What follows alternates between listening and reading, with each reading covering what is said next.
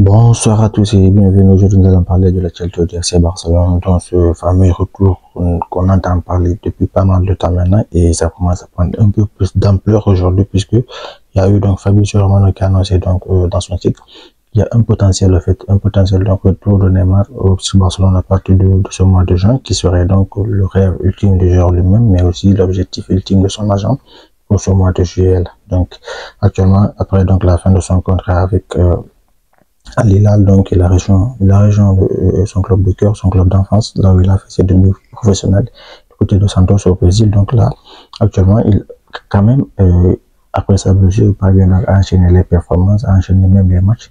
Donc ce qui était un peu inattendu, puisqu'il a été assez performant aussi jusqu'à maintenant. Et heureusement, il est épargné par les blessures pour le moment, même si on connaît sa situation à chaque fois, il est blessé, tout ça, mais pour le moment, il est épargné par les blessures, et son souhait, son réalité, ce serait donc de rejoindre le FC Barcelone à partir du mois de juin, donc, parce qu'il a signé donc un contrat de 6 mois avec le FC Barcelone, qui fait qu'il va être libre de tout contrat à partir du mois de juin. Il pourra donc s'engager dans n'importe quel autre club au monde qu'il souhaite. Mais ce qui est moins sûr, en fait, c'est à son âge, à 33 ans, est-ce qu'il sera encore capable de tenir le rythme du football européen, le rythme de très très haut niveau, parce qu'il faut le reconnaître, ça fait maintenant depuis 2 ans et demi quasiment, depuis qu'il a quitté donc le Paris Saint-Germain, depuis qu'il a quitté donc le haut niveau européen. Et on sait que la Saudi Pro League, peu importe ce qu'on dit là-dessus, c'est pas une ligue, elle ne fait pas partie les meilleures ligues de football au monde, ça c'est une évidence. Le Brésil aussi, bon, peu importe le niveau qui est là-bas, c'est une évidence, c'est très différent. Il y a un gros écart donc entre ce qui se passe là-bas et le football européen, ce n'est pas le même niveau. Et est-ce qu'à son âge, déjà à 33 ans, il va pouvoir donc enchaîner les performances sans déjà être blessé, puisqu'on le connaît, à chaque 2 matchs, 3 matchs, il se blesse. Est-ce qu'il va pouvoir donc enchaîner les performances? C'est surtout ça, en fait, la plus grosse inquiétude, parce qu'au niveau talent, on sait de quoi il est capable. Ça, c'est une évidence, il n'y a pas à le présenter, on sait qu'il est techniquement, ce qu'il sait faire, donc ça se connaît du tout.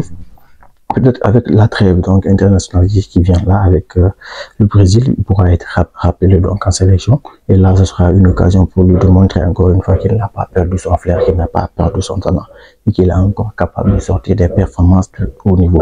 Ce sera donc l'occasion pour lui de regagner un peu de visibilité donc au niveau international, et peut-être de ce Barcelone. Actuellement avec l'équipe qu'ils ont, ils ont une équipe quand même assez solide.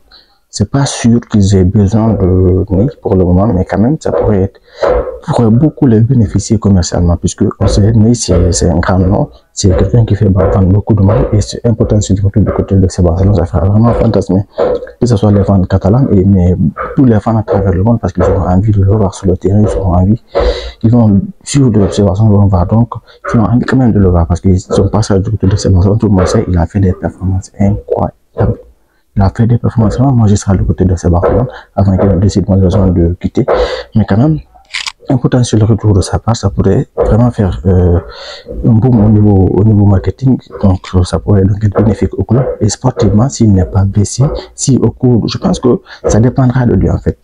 De maintenant, les performances qu'il a réalisées maintenant jusqu'au mois de juin, on va donc suivre avec beaucoup de tension voir s'il est capable d'enchaîner sans se blesser, surtout s'il n'est pas blessé. Il pourra peut-être tenter ce pari-là, même s'il ne sera pas un joueur titulaire de cette équipe-là qui est déjà bien rodée, mais quand même il pourra être là, quand même aider de temps en temps cette équipe-là, puisqu'il a les qualités pour, et je pense que ce serait un ajout quand même qui peut aider cette équipe-là. Je ne sais pas ce que vous en pensez, mais laissez-le savoir dans les commentaires. Abonnez-vous à la prochaine.